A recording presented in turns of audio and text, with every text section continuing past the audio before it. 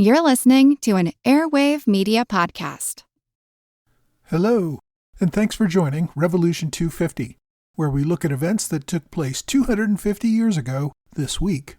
This is from the American Revolution Podcast, but it's just a short bonus episode to remind you about important anniversaries from the Revolutionary War. This week, we remember the New England Restraining Act. On March 30th, 1775, King George III signed the New England Restraining Act into law. This was designed to ban New England colonies from trading with any other colony, either within North America, in the Caribbean, or around the world. They could only trade with Britain or Ireland. The act also banned all fishing in the North Atlantic, which was a common fishing ground for many New Englanders. The Restraining Act was in response to colonial efforts to cut off most trade with Britain and Ireland in response to the Intolerable Acts, which was in response to the Boston Tea Party, which was in response to the Boston Tea Act of 1773. We can see that each action was designed to heighten the tension on both sides as they moved toward open war. The colonies were trying to use trade as a weapon to get Britain to give up on taxing them. Britain was now turning the trade restrictions into a weapon to use against the colonies as well. Now, initially, the act only applied to Massachusetts, New Hampshire, Rhode Island, and Connecticut, but it was expanded a few weeks later to include Pennsylvania, New Jersey, Maryland, Virginia, and South Carolina. Now, you may note that's only 9 colonies, and there were 13 that were supposedly resisting British policies. At the time, you have to remember that British officials generally considered Delaware to be part of Pennsylvania, which might account for that colony. Georgia had not sent any delegates to the First Continental Congress, and officials in London also seemed to believe that New York, which historically had been in opposition to New England, and that North Carolina also appeared to be opposed to the colonial boycotts, so those colonies were exempt from the restrictions. This was clearly an effort to divide the colonies in their opposition to British policy. By punishing some colonies but not others, officials hoped to get the colonies to search for a way to get back into the good graces of officials in London. British officials understood that dividing the people in America was the best way to control them. If the colonies looked to each other as rivals, then they would rely on Britain to take their side against their rival colonies.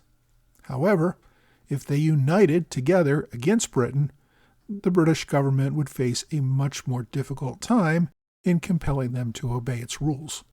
By this time, officials in London were sick and tired from nearly a decade of colonial resistance and trade protests from the colonies.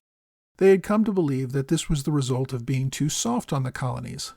Like spoiled children, the colonists were never satisfied and were regularly throwing tantrums to get their way. Many people, including many of the colonial governors in America, urged the ministry to take a firm hand and punish the colonies for their bad behavior, or they would never learn. If the colonies were going to refuse to trade with Britain and Ireland, then Britain would prohibit the colonies from trading with anyone else. Officials were frustrated that General Gage had reported that he had trouble enforcing the coercive acts, which were designed to punish Massachusetts for the Boston Tea Party. Other colonies were aligning with Massachusetts and supporting the struggle. The North Ministry in London believed these trade restrictions would devastate the colonial economies and force them to submit to Parliament's demands.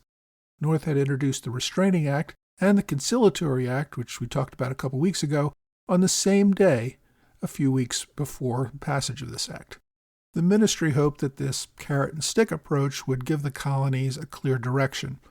If they stepped away from this fight, they would be rewarded with the Conciliatory Act, which allowed the colonies to decide how they would raise the taxes that Britain demanded of them. If they continued to fight, they were going to lose their ability to engage in any trade at all, which would, of course, destroy the colonial economies. This inability to trade would certainly bring the colonies to heel. The ministry had also sent orders to General Thomas Gage to destroy armaments being stockpiled by the colony and to arrest Patriot leaders. The ministry believed that this get-tough approach would bring the protest movements and the colonies to their knees. Now, the king's signature on the act was considered pro forma. No monarch had refused to sign an act of parliament in decades. As such, the colonies blamed Parliament for the act, not the king. They still looked to the king as the defender of English liberties and hoped that he might still broker a compromise between Parliament and the colonies. In actuality, George III was in full support of this get-tough approach with the colonies. He encouraged Lord North to pass the bill and happily signed it into law.